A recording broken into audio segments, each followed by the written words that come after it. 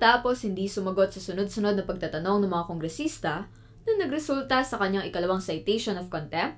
Nagsalita rin kinalaunan si Cassandra Li Ong, ang itinuturong authorized representative ng Mega POGO Hub sa Porac, Pampanga. Sa harap ng House Quad Committee na nag-iimbestiga sa posibleng koneksyon ng mga POGO, illegal na droga at extrajudicial killing sa bansa, inamin ni Ong nitong Miyerkules, August 28 na miyembro siya ng Whirlwind Corporation ang nagpaparenta ng lupa sa sinalakay na POGO Hub sa Santa Cruz, Porac. Ayon pa kay Ong, ninong niya ang presidente at finance officer ng Lucky South 99 na si Warren Wu.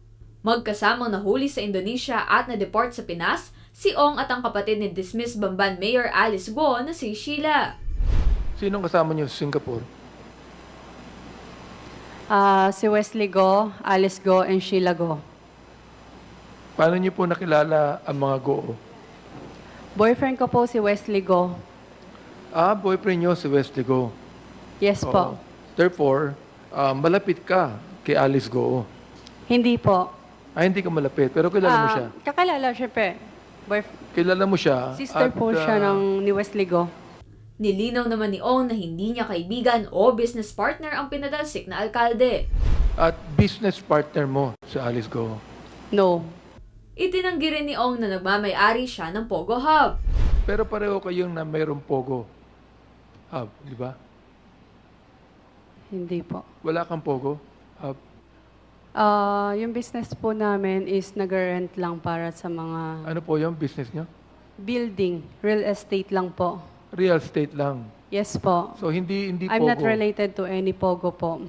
Dahil sa testimonya ng ilan pang resource speaker na inimbita, naniniwala ang Quadcom na magkaugnay ang Whirlwind at Lucky South 99.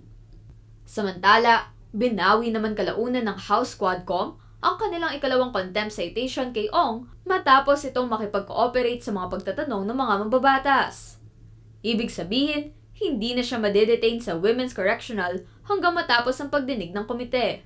Binawi rin ang contempt citation matapos pumirma sa bank secrecy waiver si Ong upang masilip ang kanyang 3 bank accounts. Nilinaw naman ng komite na nananatili pa rin ang first contempt, kaya kailangan manatili ni Ong sa kustodiya ng House. But since he cooperated, rightly with all of us, I think we have to. I think it is incumbent upon us to withdraw that. You're not the motion. mover. Are you satisfied? Okay. So there's a motion to withdraw the order of contempt to Miss Cassandra Li Ong, and this was duly seconded. And is there any objection? Any objection? Hearing none, the said motion is now approved. Kasama si Jennifer Salenga, ako si Arlene Salonga, para sa CLTV 36 News.